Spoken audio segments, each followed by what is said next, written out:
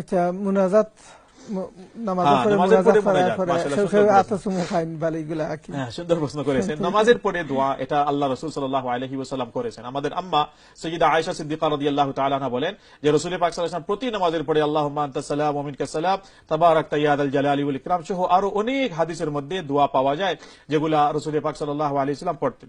সেই নামাজের পরে দোয়াটা আপনি হাত উঠিয়ে পড়েন, সেটাও আপনার জন্য জায়েজ আছে। আর যদি আপনি হাত উঠান না, এমনিও পড়ে নেন, তাও আপনার জন্য জায়েজ আছে। আর সেই দোয়ার সাথে সাথে আরো কিছু দোয়া যদি আপনি পড়েন, সেই দোয়াগুলো পড়ারও আপনার অনুমতি আছে, দোয়া করার অনুমতি আছে। আল্লাহ রাসূল সাল্লাল্লাহু আলাইহি ওয়াসাল্লাম বলেন যে সবচেয়ে আল্লাহ পাক রব্বুল আলামিনের কাছে গ্রহণযোগ্য দোয়া হলো যেটা রাত্রে শেষ রাত্রিতে করা হয়, আর দুবুরুস সালাতিল মাকতুবাত ফরজ নামাজের পরে যে দোয়াগুলো করা হয়, সেই দোয়াগুলো আল্লাহ পাক রব্বুল আলামিন কবুল করে থাকেন, গ্রহণ করে থাকেন। তখন আপনি দোয়া করবেন। এখন দোয়া করার পরে আপনি যখন দোয়া, এভাবে আপনি হাত উঠাবেন, আপনার হাতটা আপনার সিনার সমপরিমাণ থাকবে, আর এভাবে থাকবে। আর হাতের যে গাথা আছে, যেগুলো এই যে আপনার পাম আছে, এটার আপনার চেহারা থাকবে আসমানের দিকে। নামাজে আমাদের কিবলা বাইতুল্লাহ, আর দোয়ার সময় হাতের কিবলা আসমান, আল্লাহ পাক রব্বুল আলামিনের আরশের দিকে এভাবে হাতটা থাকবে।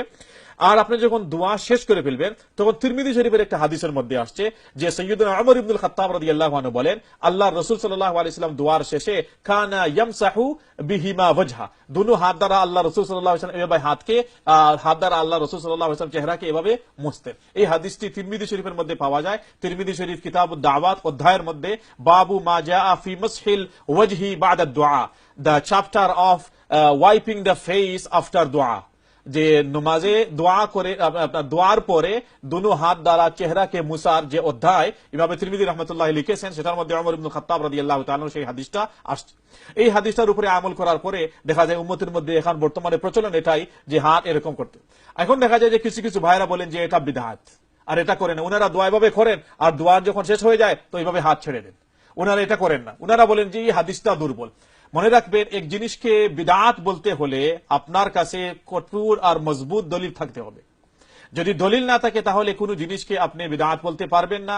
যেহেতু তিরমিজি শরীফের একটি হাদিসের মধ্যে এই কথাটা এসে গেছে, এসে যাওয়ার পরে হাদিস যদি জঈফও হয় তারপরেও আপনি এই জিনিসকে বিদআত বলতে পারবেন না। কেননা একটা জঈফ, একটা দুর্বল হাদিসের মাধ্যমেও এই জিনিসটার আপনার ভিত্তি পাওয়া গেছে যে এটার একটা উৎপত্তি আছে। সেজন্য তো ইমামরা এই হাদিসটা কিতাবের মধ্যে নিয়ে এসেছেন।